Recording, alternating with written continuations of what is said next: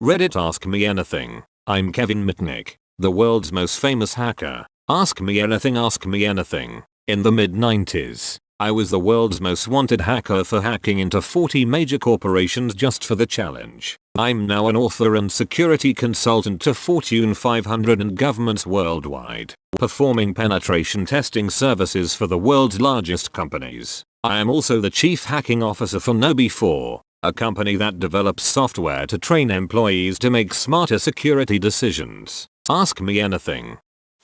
How hard do you laugh during movies when two hackers unlock digital combat, typing at 1000 miles per hour? I pretty much just roll my eyes and chalk it up to non-technically astute rights. However, Mr. Robot has changed that and are getting things spot on. BTW, I do type at 1000 miles per hour, 1024 to be exact.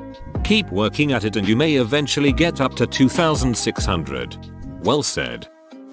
Kevin, just completed some of your training from KnowBe4 for work. I have my completion certificate hanging on my wall, but could we maybe get it in a font that's not Comic Sans? I'll tell you what. Get your certificate over to KnowBe4 with a copy of this thread and I'll make sure that I sign it personally. On a scale of 1-10, how paranoid are you on a regular basis? I wouldn't call it paranoid. Skeptical is a better word. It depends on the situation. Let's go with a 6. What was the most sensitive, surprising information you found out? That a federal judge in Northern California had an intercept on his line. I would check to see if any of my friends had a tap on their lines and stumbled upon the fact that a judge had one on his line. I just want to thank you for your business card. Sadly, I locked myself out of my house one day and had to take it apart in order to use the picks to break in. In short, you helped me break into a house and got me laid. Where can I get more of your cards? Whoa, I better raise the price of my cards. Can you hack my wife's texts so I can find out if she's cheating on me with Brett? Brett already paid me to keep quiet. Can you use Visual Basic to create a GUI interface to track the killer's IP? No need. It's already been done. Fun fact. When I had my role on the show Alias, I was still on probation and not allowed to use a computer. For my scene with a computer, I had a prop computer with a monitor that was being operated remotely to follow my actions. What would you say to teens that are into hacking? Are the consequences now worse than when you were freaking? What projects should they channel their energy to? Don't follow in my footsteps. Become good at offense using virtual machines and the various toolsets that are available. Learn about development and network administration to get your fundamentals before going directly into security. The consequences are certainly more severe, and likely will only get worse. This is because of rise in publicity of hacking with public events such as the Russian hacking during the recently election and news around Edward Snowden. What you're seeing in the making is a war on hacking to replace the war on drugs. Hey Kevin, thanks for the Ask Me Anything. What motivated you to go into hacking and what tools did you start with? What motivated me to get into hacking was because I was involved in phone phreaking and used to pull pranks on my friends. I wanted more control of the systems involved and one thing led to another. My first tool was a telephone. After that was a VT100 terminal and a Hayes 300 baud modem. Remember, I started in 1978. What was the most memorable or impressive item of the Free Kevin campaign that you recall seeing? While I was in a federal detention center in LA, I could look out the very small window and was able to see an airplane with a Free Kevin banner flying around. Hi Kevin, big fan. If you had never been exposed to computers when you were younger, what direction do you think your life would have taken? What would be your job today? Kevin, for people thinking of getting into the security industry, what particular skills do you see being the most valuable now, and the most valuable in 10 years? In other words, of which types of current emerging tracks or concepts will tomorrow's InfoSec managers be skilled practitioners? Right now, it depends on what area of security. For me, I'm always looking to hire expert pen testers. I look for people with skill sets in physical, technical, wireless areas. What's hard to find today are those that have the skills to find bugs in web apps. 10 years, I need my crystal ball because I have no ducking idea. I would say that one needs to constantly and vigilantly keep up to date with what is going on both sides of the fence. It's a matter of keeping aware of the landscape as it evolves. 10 years in this industry is 100 years in any other industry. What did we have to watch for 10 years ago? Do you still have business cards that are lockpick sets? Yes, I don't think I could have any others at this time. What are your thoughts on Fortran programmed language? Is it good? Is it dead? My university is insisting that I have to learn how to program in Fortran. So here am I asking this. Funny thing you would ask. The very first program I wrote was in Fortran. It simulated the login process of my teacher's computer and I used that to phish his login credentials. I never did Hello World. I got my teacher's password as my first project. C and Python make more sense, but if the university says you need it, well, you probably should learn it, but certainly don't stop there. Do you have kids? If so, do they realize they will never be able to pull anything secretive past their father? I don't have kids yet, but I believe they'll be the best social engineers in the world. They'll get good practice on their parents. Hey Kevin, big fan. What do you think your biggest accomplishment is, both legal and illegal? Also, did you have any thoughts of harming anyone, including yourself, when the FBI was coming?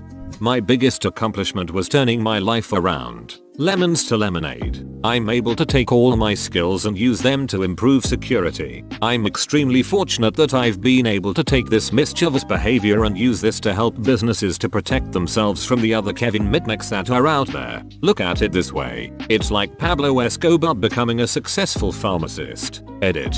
To answer your last question, I never thought about harming myself. I did think about trying to escape, but I didn't want to end up getting shot. That would go directly against my general desire not to harm myself or others. Thank you. I love that analogy. What's the most important or foremost thought process when attacking or protecting a digital entity? Really thinking out of the box. Expecting the unexpected. Really, to me, the thought process is like puzzle solving. It's much harder to protect than it is to attack. The attacker needs only to find one hole to make it in. Hi Kevin. Do you think the rise of cryptocurrency, bitcoins, etc., will have a net positive or negative effect on society? I think it's a positive effect. It gives the public another way to pay for products and services somewhat anonymously. It's just another tool that can be used by society in a positive manner.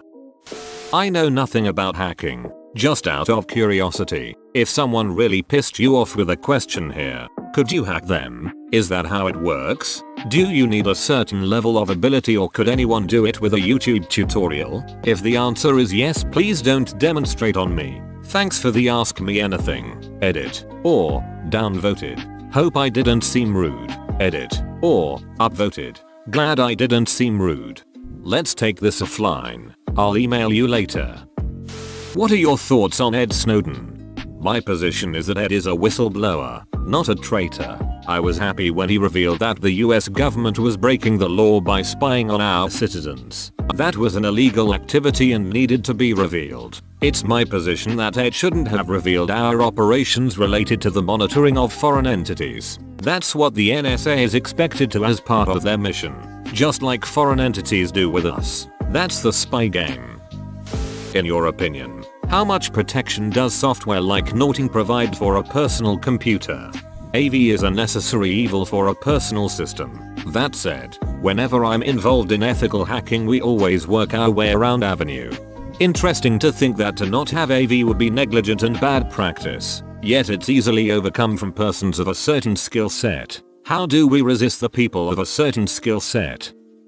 Could you start a nuclear war just by whistling into a payphone? I cannot confirm or deny.